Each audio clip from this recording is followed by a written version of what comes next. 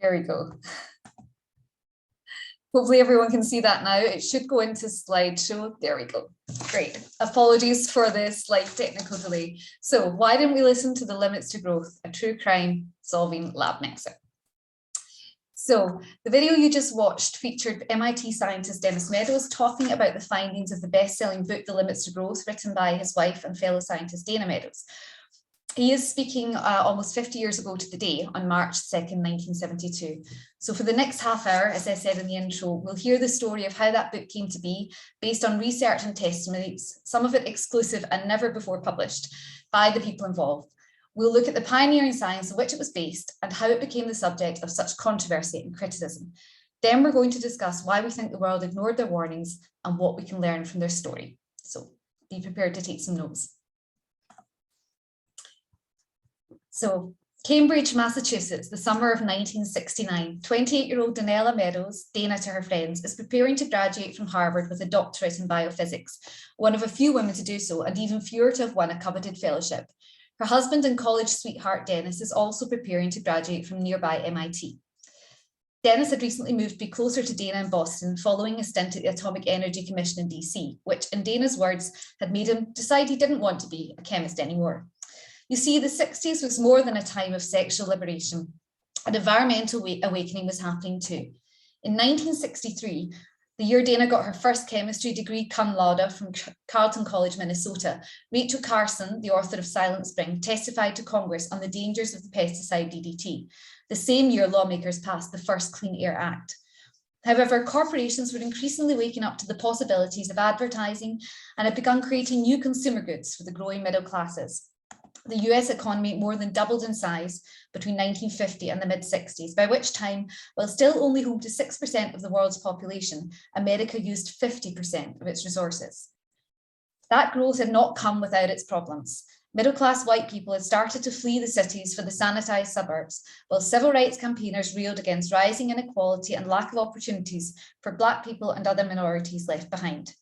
As Democrat and presidential candidate Bobby Kennedy, speaking on the campaign trail in 1968, put it, "We seem to have surrendered personal excellence and community values in the mere accumulation of material things. Our gross national product counts air pollution and cigarette advertising and ambulances to clear our highways of carnage. It counts special locks for our doors and the jails for the people who break them. It counts the destruction of the redwood and the loss of our natural wonder and chaotic sprawl. Yet the gross national product does not allow for the health of our children and the quality of their education or the joy of their play. It does not include the beauty of our poetry, the intelligence of our public debate, or the integrity of our public officials. It measures neither our wit nor our courage, neither our wisdom nor our learning, neither our compassion nor our devotion to our country. It measures everything in short, except that which makes life worthwhile."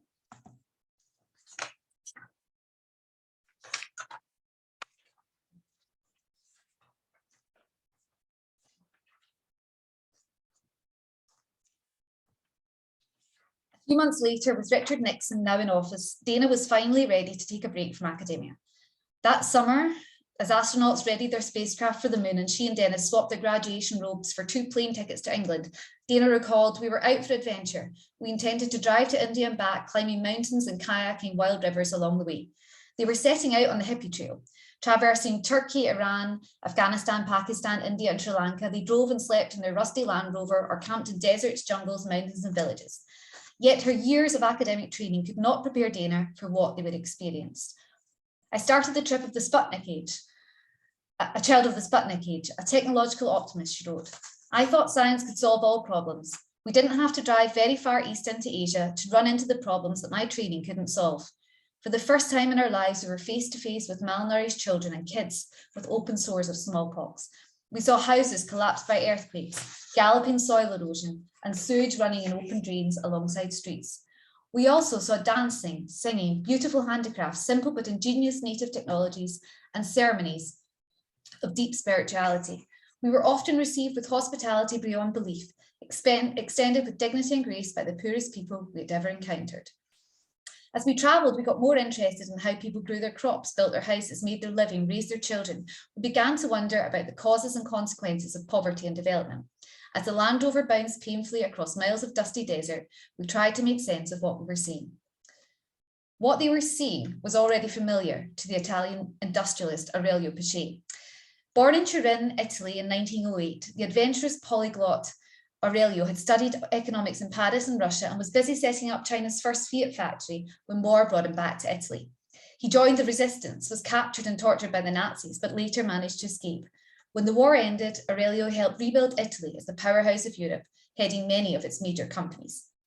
But Aurelio's 11 months in captivity, living and surviving alongside men with nothing but their own convictions and humanity, had impacted him profoundly. It is perhaps from the experiences of that period that I began to be convinced that lying latent in man is a great force for good, which awaits liberation, and that modern society has yet to discover the way of liberating it, he said. Decades spent traveling the world had opened Aurelio's eyes to a rising tide of problems with modern society. In 1968, he gathered in Rome some of his most distinguished friends from around the world, businessmen, scientists, political advisors, to talk about what he called the Problematique, a complex nest of continuous critical problems which national governments were failing to address. These included poverty, war, pollution, crime, resource depletion, and racism.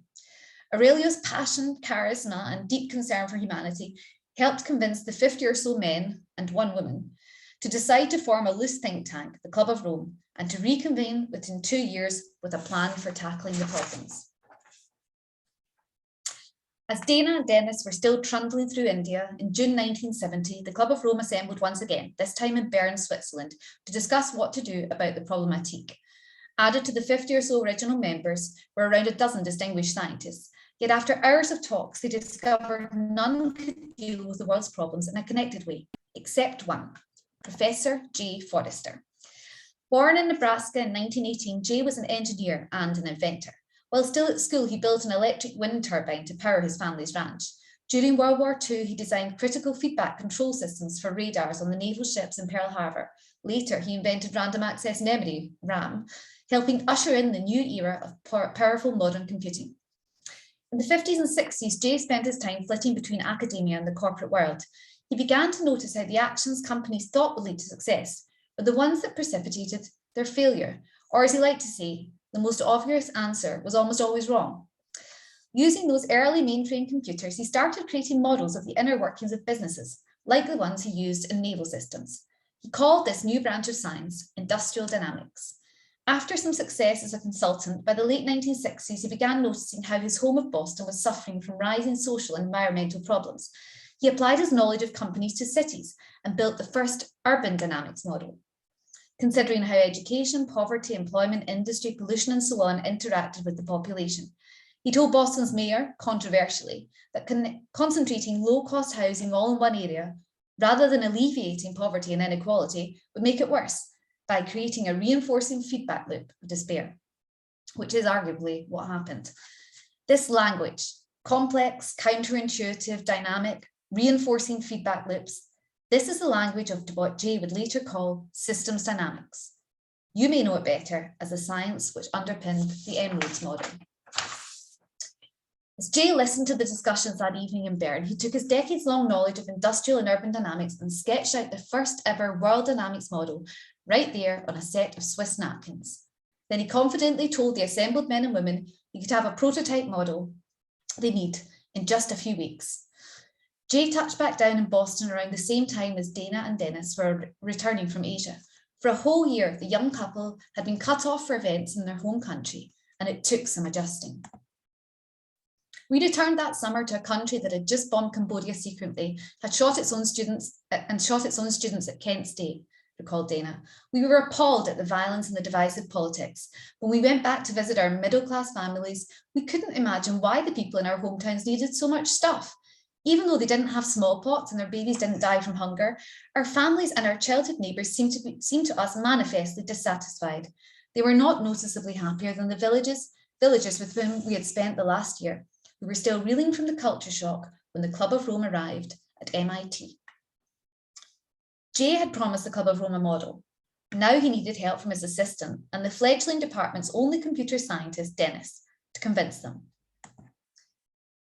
With a few weeks yet until Harvard would reopen its doors, Dana accompanied Dennis, initially planning on listening in on what sounded simply like an intriguing seminar. By now, Jay had transcribed his napkins model onto a bedsheet.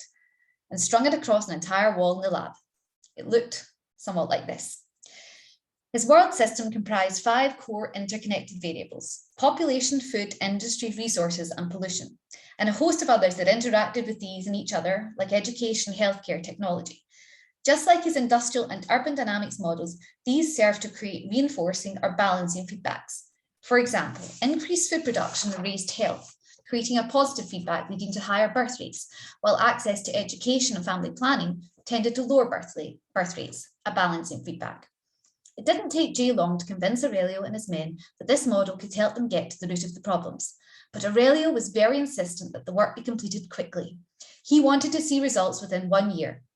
Thereafter, the Club of Rome planned to set up a permanent lab in Switzerland, implementing their findings. To advise governments on implementing their findings. Given this and his other commitments, Jay handed the entire project to his 28-year-old protege, Dennis.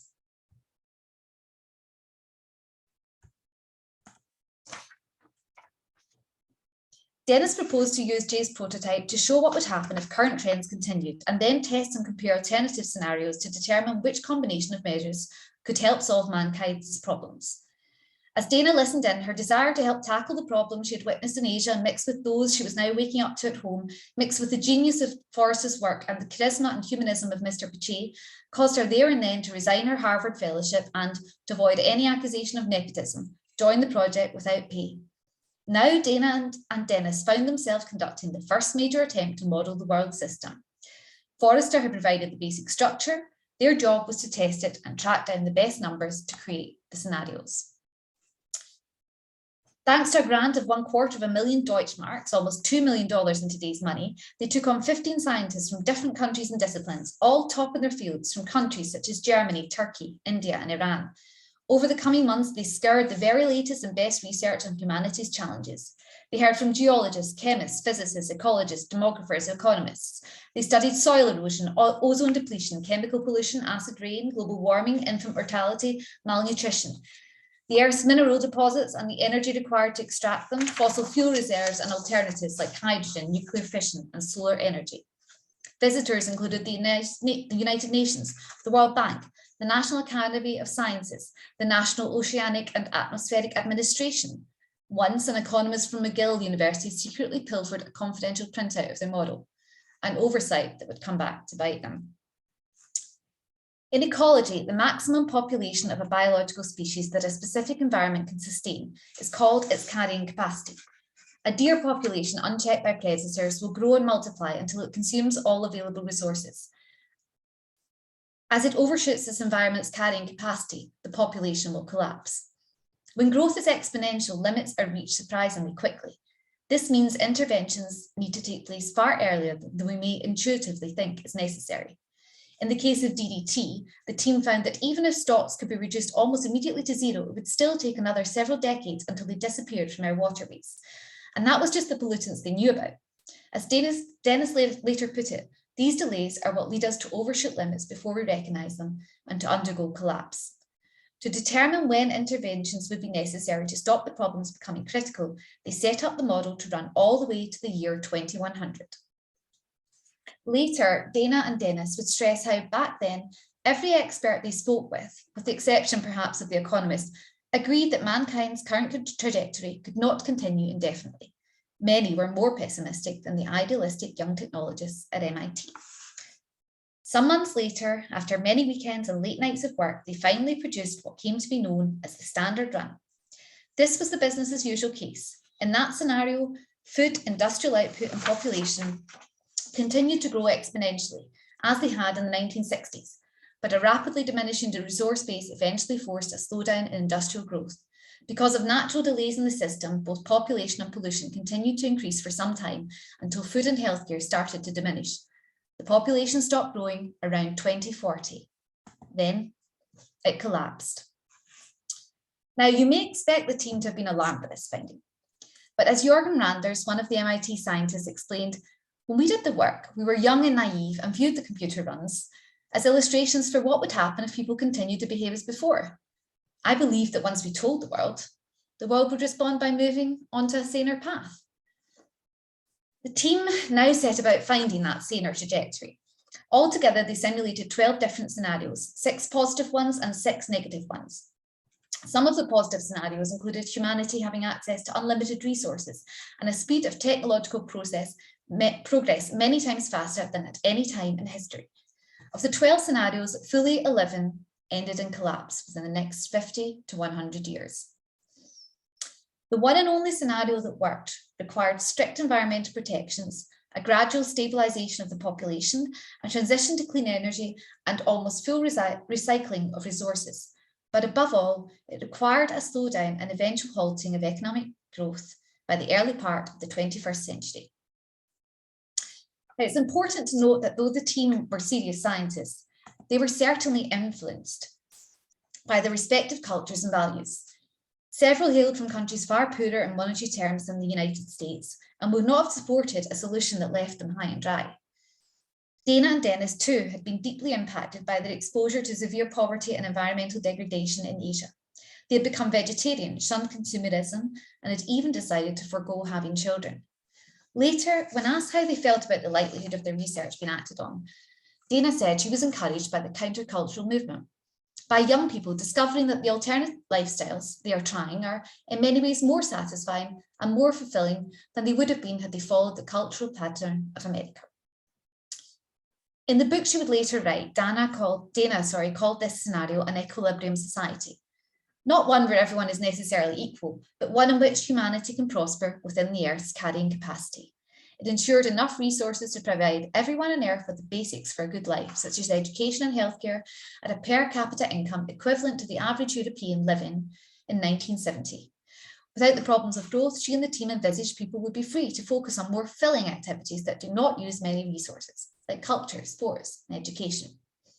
But as to how they would convince governments to take up their recommendations, how they may convince their own country to give up some of its wealth to help others, that, they thought, was up to the Club of Rome. As Dennis said on presenting their findings at a gathering in Montebello, Canada, in the spring of 1971, "It is our conclusion that the overwhelming task for the Club of Rome is to identify and implement that set of policies which will permit us to negotiate an orderly transition." The club members listened politely, spoke kind words, then went back to their discussion of the world's problems as if each were unrelated to the other and as if there was no limits, recalled Dana. As they took up each problem, they called upon growth to solve it. Energy shortages? We need more oil discoveries, more nuclear power. Poverty? More economic growth. Hunger? More food production. Urban slums? More housing. Pollution? More economic growth so countries can afford pollution control. That was when Dana first realised that the problem was not recognising the Earth's limits, but the ideology of endless growth itself as a solution to postponing limits more or less indefinitely. Their contract with the Club of Rome called for a book based on their model.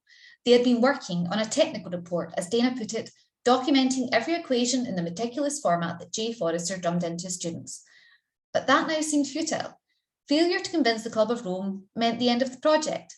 It meant there would be no new institute for them in Switzerland to develop the policy recommendations they hoped the A-list members would take to the world's governments. At stake was not just the legacy of their work, but to Dana, the future of humanity. Part of me was still in the villages of India, in the deserts and the remnants of forests, and in the choking cities. I was trying to ensure that the future would be decent for the people there and people everywhere. Dana was not only a hotshot scientist, but a talented writer. During her travels, she had filled 6 journals with short stories and musings on her adventures. She decided to write a report to the Club of Rome, not the technical report, but a staple in the upper corner essay, reinforcing their findings. I thought that clarity and perhaps some repetition were all that would be needed, she recalled. I didn't understand that we'd witnessed at Montebello an example of what we were about to encounter all over the world, the inability of people to hear a message that questions one of their deepest assumptions. The responses that came back were a foreshadowing of what the world's reaction would be, recalled Dana. Some members of the club were elated, some were horrified. Carol Wilson, a fellow MIT scientist who had invited Jay to Bern, wrote, "It suffers from didactic assertions and conclusions from a very young and inexperienced group of people. I believe it would severely set back the Systems Dynamics project, as well as Club of Rome, if circulated as it is." However, As far as Aurelio was concerned, this was not the technical report, was the book he was waiting for. The following summer, the United Nations was planning its very first conference in Stockholm on the environment. Every world leader would be there. Aurelio said on one of his urgent phone calls from Rome or New York or Buenos Aires that he wanted 5,000 copies quickly, recalls Dana. However, in the correspondence, he made it clear that it should be a report to, not by, the Club of Rome. It so happened that Dennis had recently met a publisher, Don Lesh, on a research trip to Washington. There's not a lot about Don's backstory in the public domain, possibly because he was a spy. He and former colleague Bill Watts had recently set up Potomac Associates after resigning from Nixon's National Security Council in protest at the invasion of Cambodia, the same invasion that Dana had been disgusted to learn of on her return home from India. The stated goal of their new venture was to conduct non-partisan research and analysis to heighten public understanding on significant contemporary problems of national and international significance. However, it's debatable just how bipartisan they were able to be. Potomac was later found on Nixon's infamous enemies list. In any case, when Dana sent a draft of Dana's essay to Don, his response was emphatic. We were deeply impressed by the significance of the study and the remarkable clarity of exposition for such an intrinsically complex piece of research, he wrote. In November 1971, Dennis, not Dana, signed a contract with Potomac to allow publication of the so-called book. Publication in normal fashion for Potomac Associates meant free copies for selected policymakers, Dana recalled. She had presumed Aurelio's 5,000 copies would mainly be sent to policy wonks, until she got a phone call from Don Lesh telling her that her book would be sent to the heads of state of all nations, all members of European parliaments and the US Congress, all US state governors, all ambassadors to Washington and to the United Nations, and key journalists all over the world. I almost dropped the phone. From that moment on, recalls Dana, Aurelio called, cajoled, arranged, suggested, pushed, persuaded, until 6 months later, The Limits to Growth was published in the glare of the international attention. Aurelio and the Club of Rome stirred up much of that attention. Potomac Associates stirred up the rest. That stirring included the PR-savvy Don Lesh turning what was intended as a small press launch of 30 or so participants into an event for 250 dignitaries, plus several TV news crews. And so, on the morning of March 2nd, 1972, Dennis and Donella Meadows and their MIT teammates took to the podium of the Smithsonian Institute in Washington with Jay Forrester and Aurelio Pace looking on from an audience filled with congressmen, senators, ambassadors, industrialists, and scientists, plus the world's press. We must have looked absurdly young to the crowd assembled that day, Dana recalled. Dennis gave the main presentation summarising their 5 main conclusions, as we heard at the beginning of this talk in the video that I presented. 1, there are physical limits to growth which, given current trends, are very likely to be encountered even during the lifetime of our children. 2, the most likely outcome of running into these limits, if we continue to ignore them, is that we will overshoot them, that there will be an uncontrolled decline both in population and industrial capacity.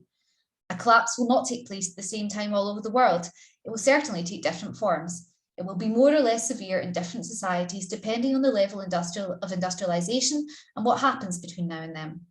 But in any case, it is likely to be extremely traumatic. 3, we appear to have a viable alternative to this outcome, one in which the population and material production can be grown in balance with the finite environment and our resources. 4, realistically, it is going to take a period of 50 years, even 100 years or more, to reach that alternative in an orderly fashion. 5, and finally, I think this is extremely important. Every year we delay beginning to form our goals and moving towards them makes an orderly transition to the stable situation much more difficult, and each delay decreases our ultimate options. Dana later described as serious and thoughtful the full day of discussions that followed, a marked difference from their meeting with the Club of Rome several months earlier. In words that must have been music to the ears of Aurelio and Don Lesh, Elliot Richardson, Secretary of State for Health, Education and Welfare and one of Nixon's closest members of cabinet, gave them a rousing endorsement, stating, "I believe that all of us in the United States, and I think indeed every world citizen, are indebted to these researchers. This study is too thoughtful, too thorough, too significant, and the consequences of ignoring its implications too disastrous if we should be wrong in underestimating them. And so I would suggest to my fellow politicians that we had better get at it." He meant what he said.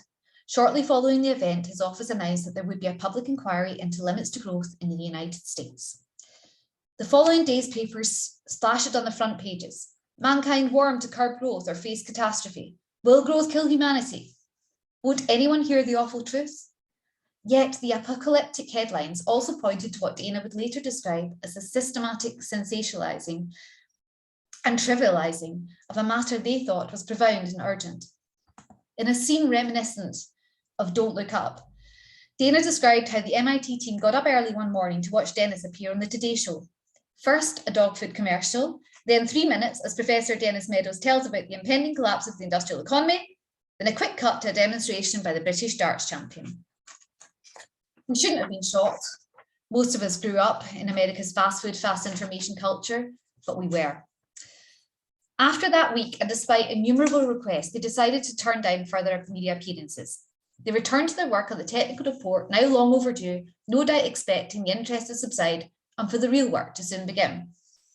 Then that weekend, the opinion columns came out. Particularly surprising were the bitter and emotional attacks by many economists, recalls Jay Forrester. We thought the book lay outside their area of interest until we realised that it threatened the underlying belief that growth can continue forever. Writing in his regular Newsweek column, Yale economist Henry Wallach, and the future governor of the Federal Reserve, called it a piece of irresponsible nonsense. The Economist magazine said similar. The Meadows report represents the high water mark of old-fashioned nonsense. Wallach even held a conference for the American Society of Newspaper Editors in Washington, where he accused Dr. Meadows of using inappropriate methods to arrive at his results. In the very unlikely case that he were even remotely right, his prescription would still be wrong. The problems of levelling off growth are not for our century nor the next. If the environment can't take that much growth, there will be plenty of time for adjustment. The limitations imposed by the environment make themselves felt long before the ultimate limits are reached. A model that operates with limited resources, that does not allow for near unlimited substitution through technology, is unrealistic. But it was the attacks from inside the scientific community that would arguably prove most damaging. Philip Abelson, editor of Journal Science, had been one of the few dissenting voices at the Smithsonian. In his editorial, he even quoted as fact criticisms from economists who had never seen the model. Never mind that hardly a reputable economist can be found who thinks these projections amount to anything more than a fascinating exercise in model making. Never mind that a shred of this is yet to be exposed to critical scientific review. Now, that last part, of course, was true. In his insistence, Dana said Aurelio had vetoed the request to wait with the book until publication of the technical report, which was still pending academic review. But still, why this backlash from the scientists? Were they not interested in what was ostensibly a great leap forward in our understanding of the world system? As Forrester later put it in a letter to Jerry Wisner, president of MIT, whose offices within weeks had been inundated with letters calling for the team's dismissal. Part of the criticism seems to come from people who have been working on the same issue, but have been caught off guard by the rapid progress of the work here and the interest shown in it. Some are unhappy because the conclusions are contrary to their hopes and expectations. Others simply do not understand. Philip Abelson was a physicist. At the time, chemistry and physics topped the science hierarchy. These were the sciences of progress, of nuclear energy, oil and gas, space exploration. Perhaps because of this hierarchy, there was also an aversion to interdisciplinarity. With systems dynamics, Forrester combined different fields of science, even social ones. Then there was his highly novel use of computers. In short, he was viewed as a maverick well before the Club of Rome showed up at MIT, and this sudden attention seemed to goad his contemporaries on both sides of the Atlantic. Indeed, the editor of renowned British journal Nature, John Maddox, a chemist, titled his own critique of limits "Another Whiff of Doomsday." He even published a counterattack, The Doomsday Syndrome. On the media circuit, he was often joined by influential economist Wilfred Beckerman, who would go on to write such titles as Small is Stupid and Growth is Good for You. That May, Beckerman dedicated his entire acceptance speech for the country's most coveted chair in economics to criticising the implausible assumptions and ludicrous model of limits to growth. By the way, Beckerman was an advisor to the Royal Commission on Environmental Pollution. This unholy alliance of scientists and economists wasn't limited to the more conservative end of the spectrum. One of the harshest critics was British Labour Party politician Anthony Crosland. He accused the MIT of elitism, of being indifferent to the needs of ordinary people. Like others, he argued that growth was necessary to lift people out of poverty and clean up pollution. His quotes were later reprinted in a full-page ad in the New York Times by Mobil Corp, entitled "Growth is not a four-letter word." Now the MIT could add to their growing list of critics in science, economics, and politicians to the left and right, the cream of US industry. Aurelio had once spoken of his hopes that the multinational corporation would help the world overcome the problems that had led to two great wars, since such firms would have a vested interest in a stable, prosperous world. His sentiments were echoed by the founders of the International Chamber of Commerce, who even described themselves as merchants of peace.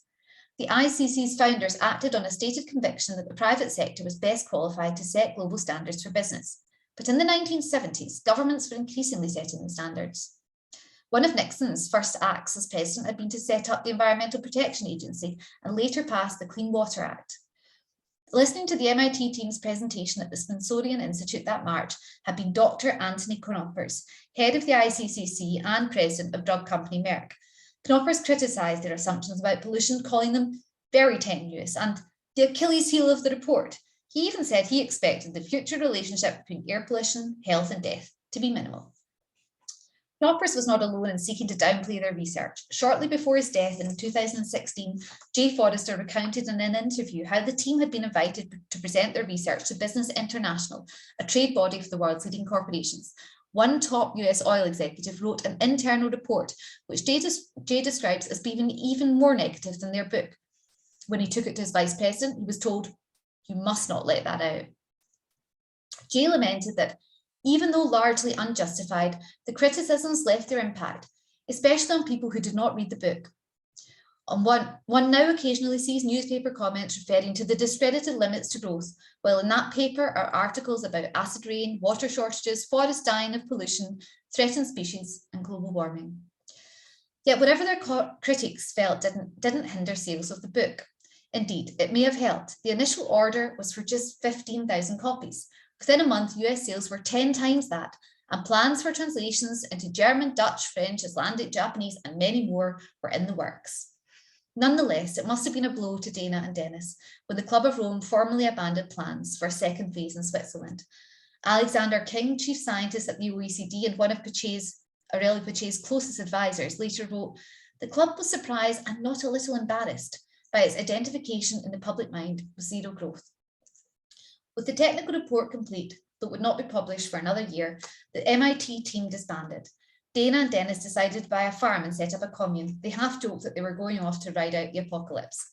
To help pay for it, Dennis agreed to do some book tours in Europe, thus helping awaken a generation of European environmentalists. Though to Dana's dismay, some of those editions omitted her name as author entirely. Aurelio Pache, who remained a fierce proponent of their work, accompanied Dennis on some of those trips and made his own efforts to raise awareness with European leaders, despite the waning official report from the Club of Rome. All in all, it is estimated that over 30 million copies of their book were eventually sold in 33 languages. The book also made its way to the Stockholm conference that summer, by now its reputation preceding it. As Don Lesch later wrote, "Many people are talking about it, though few appear to have read it." To be sure, he took to handing out copies to passing delegates. That autumn, an economist from McGill University began circulating a paper to various academic journals. He claimed to have found an error in their work, which threw their conclusions into doubt. It was the economist who had stolen an early printout. The error was a mere typo, had no impact on the outcome, and did not even appear in the book. Despite Dana and Dennis's protests, but still without a published technical report to disprove the accusations, Nature editor John Maddox ran the article, sparking another media frenzy about how the world had been saved by a decimal point. When the paper Elliot Richardson had commissioned finally appeared in 1973, a year after announcing it, rather than an inquiry into limits to growth in the United States, it became an inquiry into the possibility that limits to growth was wrong in its conclusions. Dana and Dennis finally bought their farm near Dartmouth College, where Dana had begun teaching a new course in environmental studies to a new generation of enlightened students. Having been shunned by the Club of Rome, they set up their own international network for the small but growing community of systems scientists. Around a decade later, they divorced but remained close. In the years that followed, Dana began writing again. Her weekly syndicated column, The Global Citizen, earned her a MacArthur Grant and Pulitzer nomination. She became a regular on the sustainability circuit, set up her own think tank, wrote various influential texts on systems thinking, and founded an eco-village. 20 years after Limits to Growth, she, Dennis, and some of the original team updated the model. It showed the world on a similar path to their standard run. Dana wrote another book, this time with even more urgency and emphasis on the need for a change in human values. They received 10 rejection letters before finding a publisher. Most rejections praised the book, but cited didn't really offer anything new. The critical response to Beyond the Limits, especially from economists, was as harsh as ever, despite mounting scientific evidence that humanity was overstepping planetary boundaries. In January of 2001, Dana caught a flu while on campus. It turned out to be meningitis. She died a few weeks later. Dana is heralded as a founder of the sustainability movement and a pioneer and leader in systems thinking.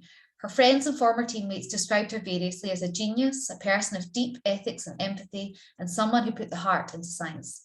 She was a mentor and inspiration for so many, and she produced so many quotes I could end on. However, for the purposes of today, I'll quote Don Lesh, writing to Dana from the Stockholm Conference in 1972.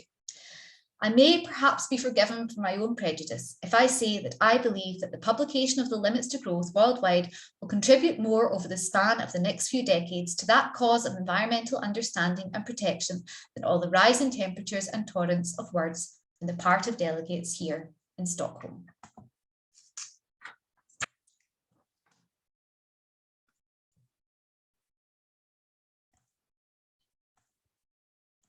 So thank you for bearing with me. I'll stop sharing my screen. Okay, thank you. I'm sorry, owing to a few technical issues at the beginning and many people coming in, we're a little bit late, but I would love to now throw you into breakout rooms to discuss that story. I put 3 questions on the board.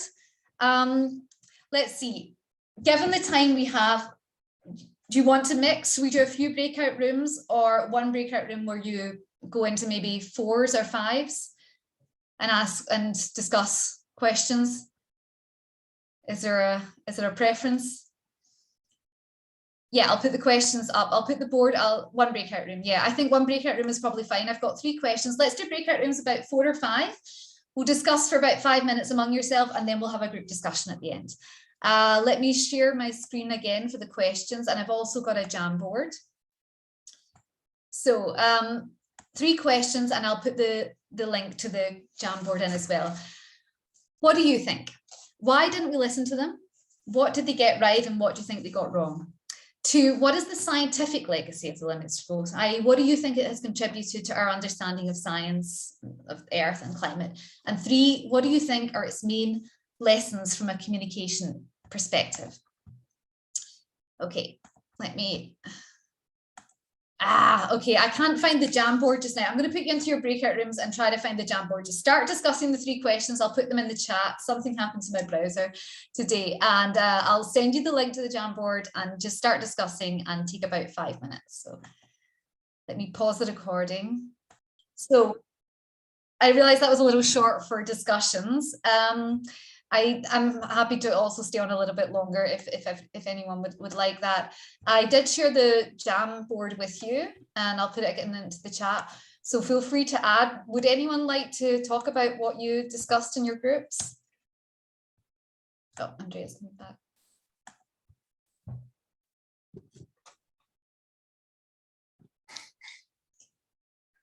Feel free to.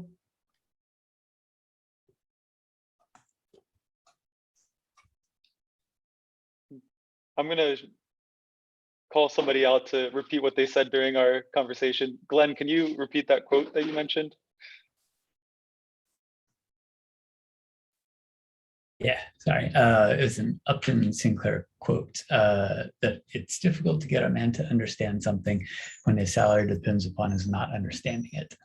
So I feel like that kind of sums up the reaction to the report. So. Yeah. I just wanted to quickly share, I shared something in my group, but so when I was in graduate school starting in 1995, Daniela Meadows was still alive, and she would put out a weekly newsletter about kind of limits to growth types things. And it was incredibly inspiring. And she was also my wife personally knew her at Dartmouth, and had and Donella Meadows had had conversations with her that inspired her to go to the graduate program where we met. So anyway, I feel like I have kind of a personal debt to Donella Meadows, and in meeting my wife, and also inspiring a generation of people that she was, personally in contact and were recipients of her weekly writings. Such a great story, Chris. I think I might need to interview your wife.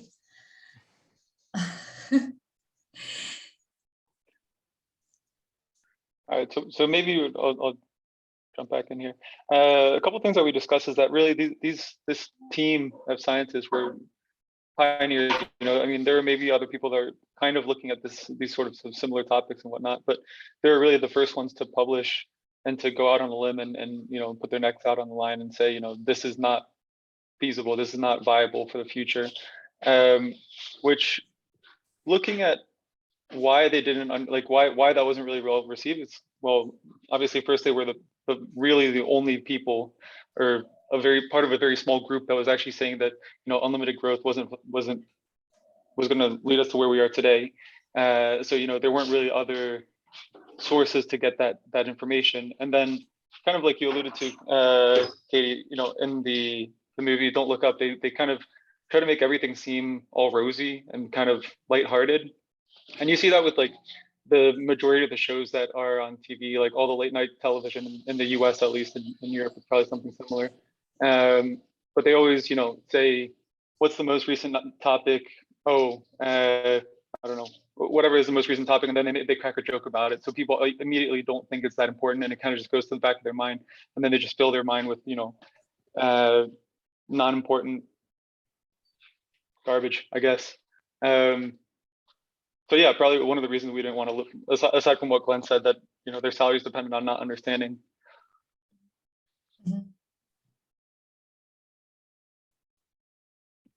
I would just add to that, Remy, something we didn't actually talk about, but I thought about when we were in the talk just now, like the trivialization and sensationalization of stuff. Like the fact that this was present like 30 years ago or more is interesting. And like you see it now with Fox News or other types of media that basically do this on every subject.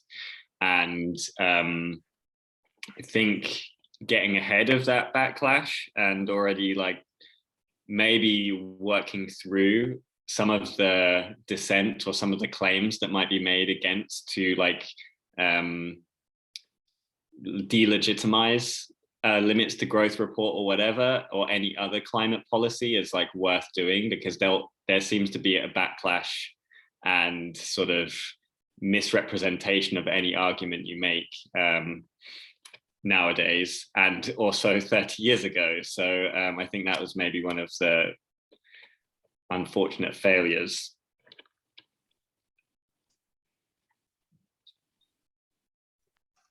Thanks, Joshua. Somebody in our group mentioned that human beings are just really bad at sensing or discussing, holding in their mind dangers that are decades in the future. We're evolved to much shorter term thinking. I think on the misunderstanding thing as well, it's quite interesting. So I rewatched a documentary by a BBC filmmaker called Adam Curtis, and he's basically looking more at how technology, we sort of trust technology to sort of solve all our problems, and it's a false trust. But one case study looks at limits to growth.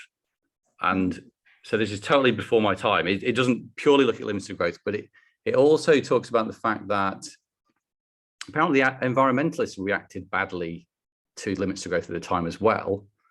So we're saying the right wing or the established status quo power didn't like what it was saying, but apparently environmentalists didn't either. And I don't know whether this is just misinterpretation, but what he argued in the documentary was that they felt that this model didn't allow people to change their values to stabilize the system. It was almost suggesting that the system itself just needed a little bit of course correction from the status quo to basically keep it on track. And the environmentalists were sort of saying, well, no, hold on, we need to overthrow the system, and that's the problem. So it's really interesting. I don't know how true that is. I would recommend people watch the documentary and decide for themselves. He's quite a controversial documentarian anyway, so you might decide that argument isn't convincing. But, interesting that over time we lose a lot of the nuance of what the debate was at the time. We just see this now as potentially a fight between pioneering environmentalists or climate scientists, or whatever you want to call it, versus the established state quo. But actually, I think the reality at the time was a bit more complicated than that.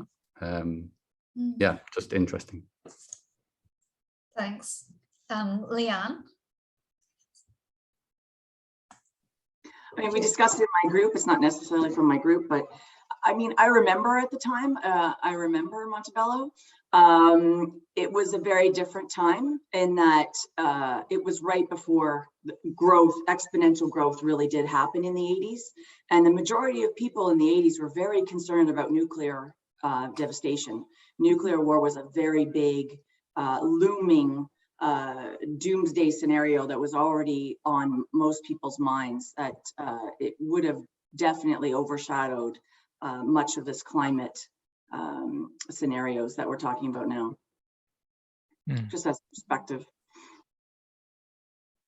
Thank you. Yeah, that certainly did in Europe as well. Certainly the Green movement seemed to go anti-nuclear, but maybe the other issues got lost.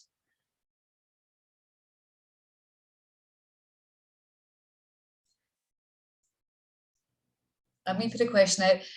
I'd be interested to know who had already heard of it, because this is actually, I only learned of the limits to growth a few years ago. I'm an economist, so I actually thought they had got it wrong as well. That was the story that I learned. So I thought, oh, that was there are no limits. We disproved that. So I don't know, or had most people heard of it? Yeah. So I was unique being an economist. Economists don't. Yeah.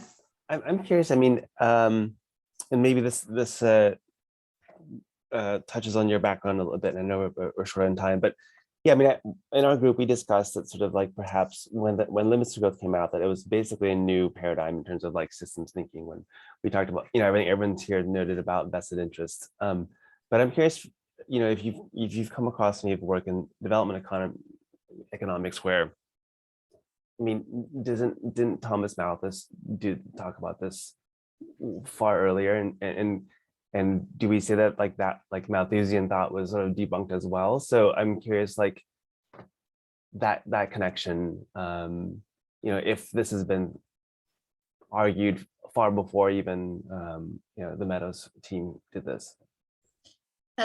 Yeah, I can comment there, but I see Adam's got his hand up, so maybe then Blair, maybe they want to come in. Yeah, I would love to hear that. Yeah. Yeah, I'd like to hear the answer to it. Yeah. You're talking about like you hadn't heard of it. I hadn't heard of it. The only thing similar I had heard was that bet between Julian Simon and Paul Ehrlich from the Population Bomb, where they made the bet about was it like 5 or something 6 materials, raw materials, elements. He said there's a fixed amount that's going to go up in price, and this businessman said no. And the guy in business won. At over 20, 30, 40 years, whatever it is, the price has gone down. And that's the kind of framework I was always taught, like in school, was that, that's been debunked. Don't worry about growth or any limits like that. Just look at this. And yeah, so yeah, I hadn't heard of it either, this work. Thanks, Adam. Blair? Yeah, so I did economics like many of us in undergrad and in grad school, and including University of Chicago, which is where a lot of the growth philosophy has come from and economics has come from. So this wasn't covered in either of my curricula, but I think, and I added a comment to this effect, which is that unfortunately, I think it's true, but also I think that the part of the pushback, and I haven't read the book yet, but part of the pushback is also, and you hear this in all of the negotiations, but is kind of the tone deaf to the poor whether it's poor countries, poor people within countries, it's like, that's great for us to say, oh, let's just stop growing. And we think of it through kind of, at least for the folks who are based in the US, oh, we're good. Well, that's not really fair, because the people on this call are good. And the people I'd love to hear from folks on the call in India, for example, because India is one of the countries that has pushed back heavily on the limits, obviously through the negotiations, because they're like, hey, you already developed on the back of fossil fuels. So anyway, I know it's probably obvious to everyone, but I think that's part of the problem is, okay, I don't think it's reasonable to say, okay, we're just going to stop growing now. Human progress, the desire and right of the poor to be able to better their lives with healthcare, education, housing. So I don't know what the answer is to that. But nonetheless, I think that's part of where they probably, one is people's paychecks being dependent on it in the existing paradigm. But I think also I do think it's a fair criticism to say that unless you have better solutions for addressing the rest of the population and world, I think that's part of the pushback or challenge that I see. I don't know what the alternative is. Again, I'm brainwashed by modern neoliberal classical economics. So would love to hear anybody's thoughts on that. I'm still brainwashing myself there, Blair, so I feel you. Nairan, would you like to comment on that? Very quickly, this again is a disconnect between a theory that's created by a few people and a bunch of people understand and appreciate it, but doesn't understand the situation of the 99.999% of the population, right? It's disconnected, right? So when it's disconnected, then an idea is a dime a dozen, right? It's all execution. You can't execute. So you haven't taken into account change management, you haven't taken into account people, and you haven't taken into account, all the other political leaders everywhere who have a different agenda, because they are focusing on people who are poorer, who have a different stage of growth. So, idea is great, but, I can't imagine this idea ever succeeding. Even today, if it was brought up, I don't think it would succeed, simply because it's too brilliant, too far ahead of its time, and was disconnected with reality. Yeah, and that was certainly one of the accusations. Let me just catching up on the chat here. Cecilia said she'd heard of it from her mother, although it was always the Club of Rome report. That was the European editions were often titled Club of Rome, but in America it was, and that was also the problem that Dana wasn't even listed on some of those editions in Germany, for example. And Leanne says our fund managers make us want to believe that compound interest and continued growth is the way it is and has to be. Yeah. On the Malthus point from Chris, that Malthus was primarily focused on population growth. Yes, that's true. Although also they quoted people like John Stuart Mills. So the classical economists were thinking of like the steady state. And it was the neoclassicals like Wilfred Beckerman, who's one of the bad guys in the story, who were very much, no, we can kind of push past any limits with technology, that these are all redundant now. Carl, I see you've got your hand up. There's a lot in the chat. I'll get back to that in a second. Carl? I was gonna say a couple of things. One is also, I'm imagining, I wasn't alive in 1972, but I'm imagining that humans had just landed on the moon. Someone saying Earth has limited resources, there's a counter argument, which is I've read science fiction, right? Isaac Asimov in the 40s was talking about us expanding to other planets and asteroids and all the resources. We screw up the Earth, we'll just mine somewhere else. I think that there's probably some of that, in addition to the sort of the obvious, the people who controlled where the advertising dollars went against this are also the people that are benefiting the most from growth, that in itself. And wait, I thought I had one more point, but I think I'm good. Thank you. Yeah, thanks, Carl. I realize we're over time. I'm happy to leave the discussion open, but I've got one question I would like to ask in case anyone needs to drop off. So I told you at the beginning that we were, this was for a podcast that a colleague and I have been working on. And I would just like to know from you, do you think that this is worthwhile, other people should listen to it? And if you think yes, I've got 3 options before you put it into the chat, because we have had a few ideas for this. Podcast, P, movie, like dramatization, M, or TV miniseries, T. You can put all three if you like, but P for podcast, M for movie, T for TV. And please add it to the chat before you disappear. Thank you very much for that. I'll let you know the results afterwards. Anyone who's been in my labs knows I'm absolutely awful at multitasking. I cannot read chats and Jamboards and everything at once, although I always use them. Okay, now I'm going to completely lose the chat. Did anyone add to the Jamboard? Yeah, let's see. Okay, a couple of things. Let me just catch up on this here. We weren't ready to listen. Why didn't we listen to them? Jealousy from other scientists. Yep, that was definitely, I think, among them. The power structures. The proposal came off as tone deaf to poor people. Yeah, for sure. Vested interest. Didn't account for people's resistance to change. People don't like being told what they're doing is causing irreparable harm. Yeah, I think these are all relevant today. I remember my other point that I was going to make, which was Copernicus, like the heliocentric model of the solar system was something that everyone rejected in the moment. It was rejected, and in his lifetime, and it's the sort of thing that it almost doesn't matter how you present it. If it's completely the opposite direction to the status quo, it's going to take a while to be effective. Yeah. Yeah. I was just going to add that if you do make a podcast, miniseries, or TV show, all of these lessons and how others like movements can learn from them and do better are, I think, pretty useful as well. So maybe you can think about adding that, or having some sort of interactive part of it too. Okay, thank you for that. Maybe trying to counteract what we were pointing out that the limits to growth didn't have, which was the solution, right? Like so what do we do about this? Yeah.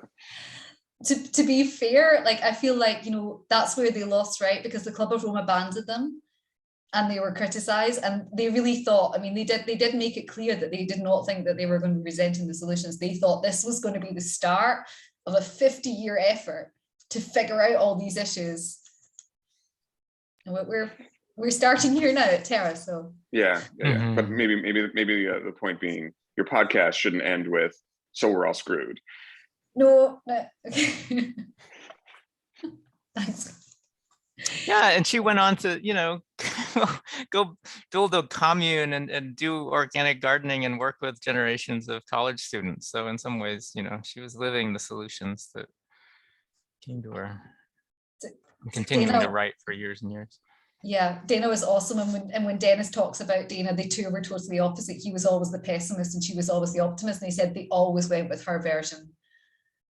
They always, they always went for the optimistic one. Thank you for all the comments and ideas that are coming in. This is going to take a long time for me to go through.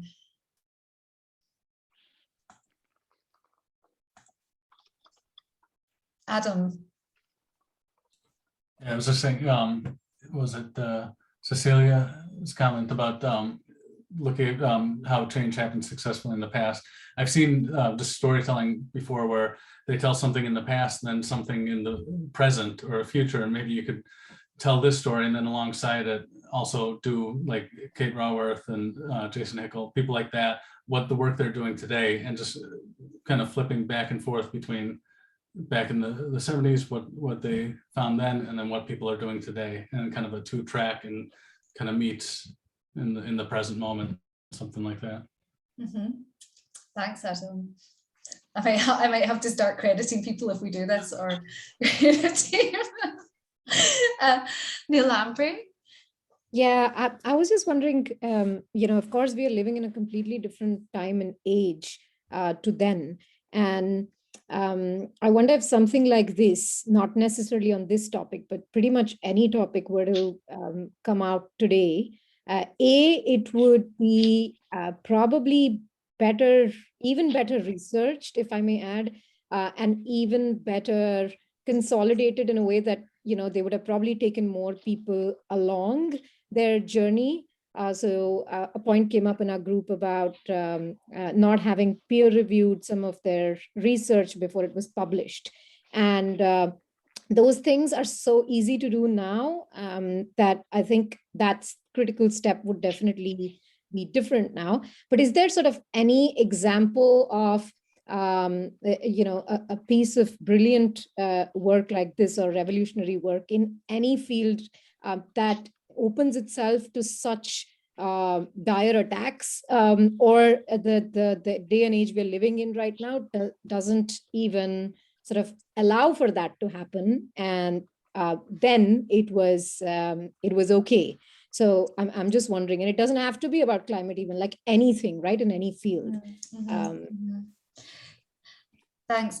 I've got a few more comments. Let me just briefly come in. So we do have, so one of the main legacies of this is the Planetary Boundaries study by Johan Rockström, and he's cited this as being a massive influence on him. And he's that generation of Earth systems scientists that were working very much with these models, with these systems dynamics models. En-ROADS is a systems dynamics model.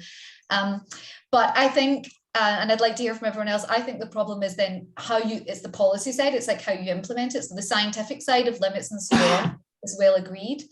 But it's that policy element. And also, sorry, just to add, there is a project called Earth for All, number 4 All, which is actually supposed to be the update to limits to growth. And involved in that is Jürgen Randers, who was one of the MIT scientists, and it's being led by the Club of Rome now. And Johan Rockström is also involved, so it's bringing all that together. I think it's a really great idea. I'm still not sure about the value aspect of it, like how you connect it to people. But sorry, Joshua and Blair, would you want to come in? I'm not sure who was first, Joshua. Yeah. I'll just quickly go in terms of examples of how change has happened in the past. One really great example, I think, is the cultural change for like gay rights movements. Is like maybe a good example of how like massive cultural shifts have happened. And I listened to a pretty great podcast on this where it looks at a town, a specific town that are like pretty polarized on this topic, and like obviously a lot of religious influence and things like that. And it focuses in on how that movement convinced some of the people who would be like more against it, and they really embraced like conflict and dissent and tried to hear views from all sides, and that's what helped the movement go forward. So maybe that's a good example for positive change, I guess. I like that. Thank you, Joshua. Blair? Yep. So I think one other thing that, just as I look back at what they ran into, I think still holds today. If you listen to My Climate Journey, for example, you'll notice that everyone that he has on is like an optimist. And they say, how do you maintain being an optimist in the face of all of these challenges? And they're like, because I have no choice. And I think that's part of the problem, is that there's this paradox about you need to use, to make people understand that it's a big enough problem, you have to be a bit alarmist and use fear so that people understand that it's actually something they need to pay attention to, but then they check out as a result. And so you end up with needing a positive message, an opportunistic message, which is why I enjoy looking at it through the entrepreneurial lens, like MCJ, all the people that are on there, is because they flipped it around to make it a positive, which I think is working for a subset of the population. So I don't know what the answer is on a bigger picture, but I think that is certainly a challenge and something they ran into. It was too big and too scary, and people kind of discredited it. One other just real quick comment was that I think the problem also is today that no one trusts information, and there's a discrediting of science in general. And that just makes it harder. There's not this kind of objective view on a scientist that comes in and says, hey, everybody, Republican or Democrat or in the US or what have you, there's this terrible thing going on. We need to do something about it. Before, they would have been kind of treated as, oh, here's this objective scientist coming to tell me these things. Now everything's partisan and no one trusts science, like, you know, the scientific method. I think it's a real problem. I don't know how you get past that or educate people beyond that about these kinds of issues. Thanks, Blair. Yeah, really good points. Remy? I was just going to say, Blair, I think your two topics kind of like really go hand in hand, right? Nobody trusts science, but then how do you communicate in such a way that people actually believe you? If you're an optimist, obviously people are just going to be like, well, doesn't seem like he's that down about it, so how serious can it actually be? And if you're an alarmist, people are just going to be, like, this person's kind of like off their meds or whatever it may be, and like it can't be that bad, right? They're just sensationalizing or being an alarmist. Where was I going with this? Yeah, so two things. One, does anybody have any idea in terms of like I don't know, like virtual reality or any sort of like way that you can actually physically or visually see what the Earth might look like in 2050, 2060, 27, like based on these different like SSPs that we might be going forward with, so that people could actually visualize like, oh crap, like there's no more coral here, like there's no more fish, there's no more, I don't know, does anybody know about any kind of teams that are building this or any sort of program like it? Maybe as a first question. I don't know. I think this was an idea that came up in one of the other labs based on En-ROADS, but yeah, that was us. So I think there are, so to talk to today's youth, the best way is gaming. And En-ROADS is obviously neat, and it's a simulation, but gamifying all of that and using what you're saying, VR, to show this is what's going to happen, this is what it's going to look like, is one way of storytelling. And just to tie up Blair's point about, there are obviously, if you are an alarmist, you talk to a certain set of people. If you're optimistic, then you talk to a certain other set of people. Just like we need multiple solutions to this issue, I think we need multiple ways of storytelling and with different lens. So, an alarmist saying something might resonate with a certain set. And similarly, somebody who's cautiously optimistic might listen to someone else. So we need not only different forms of storytelling, but different kinds of temperaments of people telling the stories as well. I don't know if this is making sense, but and VR is sort of one way of doing this. But we did talk about this, that gamifying and showing especially the youngsters, what things could look like for their future is one way of engaging them, and then as a first step, and then of course gearing them into action. Mm-hmm. Great, thanks, Nilambri. Adam? Yeah, just touching off Remy's point, it's something I had mentioned in another group, I can't remember where, that I'd like to see fake political ads set in the future, 12, 15, 16 years in the future, of the problems we'll be facing then. And it's just political ad, the politician's character is saying, this is what I propose to do to fix that, just to realize these are problems we're going to face, and just kind of to make it a little real for people, something like that. Add some drama. I had Nilambri, sorry, Nilambri? No, I was just making a joke. Okay. Sorry, your hand's up, sorry. Yeah, Adam, I was discussing with someone who's working in banking on the climate side, and I thought, sort of a lot of oil and gas projects can go forward because they have funding from banks. So what I thought is like maybe kind of like, I don't know how you would call this marketing, but negative marketing maybe, I don't even know if it's legal, but like do like the Exxon Valdez disaster brought to you by your local banks, like BNP Paribas and like HSBC and whatever, and then just have like all these different like environmental disasters like with those companies' logos. I don't know if that's legal, but I would love to see something like that being done. And then the other thing, sorry, if anybody had no, the other thing, going back to Blair's point, and Nilambri, I think as well, how we were talking about storytelling and you need to look through these different lenses. I think this is something that my wife was saying.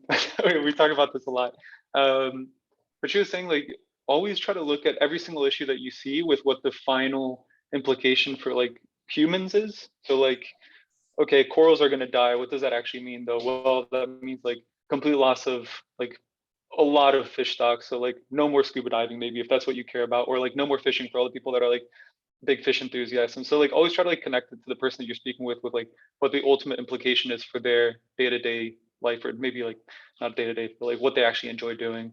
And I thought that was actually a really like astute observation. Maybe it's something a lot of people already thought about, but I kind of always like look at it in terms of like, for me, what's important is, you know, saving the planet for the animals and obviously for humans to some extent as well.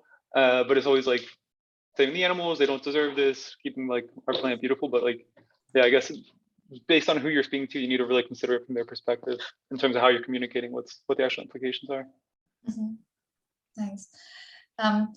Chris, I just to let you know, I need to leave at 12:30, but I'm happy to leave it open.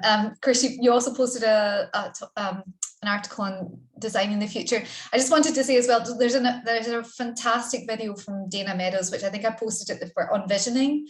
Some of you may have watched it. I posted it right at the start of when we started this course, where she talks about how she has in her head what this sustainable world is going to look like. And I think that's really, really powerful. Chris, sorry. Yeah, I guess related to that, kind of back to Neil Ambury's point about kind of visions for the future and gamifying it. I just put a link to something that Robert Crumb did. It's just a cartoon vision of the same street corner under 3 different kind of scenarios. So click on that link to see it. I love the idea of gamifying. And using kind of virtual reality. The other thing was on the idea of kind of fake advertisements. One fascinating group to look into is the Yes Men, who did things like, one of the things they did was this they impersonated Dow Chemical and had Dow Chemical apologizing for the Bhopal disaster in India. And they've done lots of similar things, and it put Dow Chemical in this really awkward position of saying, no, actually, we refuse to apologize for this, or, you know, it wasn't us that was apologizing, it was these people that were faking us, and it kind of leaves them in an awkward position where there's no graceful way out. Thanks, that's great. I just know there's another good one in Australia, honest government ads, sorry, I think it's called, which are very good. Like, we literally kill you if you vote for us, I think was the last one. Yeah, very funny. Sarah Blair just posted a story of his 9-year-old daughter. Yes, I agree. Yeah. Just a little bit of good news is that I just thought that was really, she did that on her own. I thought that was really cool. And, you know, I think that kids they showed the Greta Thunberg, I mentioned this, but the documentary in her Girl Scout troop or whatever. And that like set it all off. And so I think kids are like the most effective messenger to get adults feeling guilty and actually taking things seriously. So to the extent you can come up with ideas, that I think is one of the best. Thank you for that. I'll let you in on a secret of why I originally started this. We are planning on it was actually the mini series is what we planned. We wanted to do a dramatization with Dana as the main character because no one knows much about her and because she was so inspiring. And her story is the story from scientist to activist. That is her character arc. And so we had aimed to sort of show how she inspired, but also how she became, you know, spoke truth to power, but always with this compassion, always with this empathy, always with the positive. And I think it's really great. I don't know if we can do it. This is the start, but I'm very grateful for all the discussions today. That was really fantastic and lovely to meet so many people. I'm going to have to close this now because I have a council meeting and I'm going to have to run. I can leave it open if you want. Otherwise, happy to catch up another time. Thanks, Katie. Yeah. Okay. I'm going to close it off. Thank you so much. Thank you. You'll have the recording available? I will have a recording. I might not have it right away because I really have to run to my council meeting, but I'll get it up later tonight, my time. Okay. Thank you, no rush. Thanks, Leanne. Thanks everyone for taking part. Bye. Thanks, everyone. Bye-bye. Bye.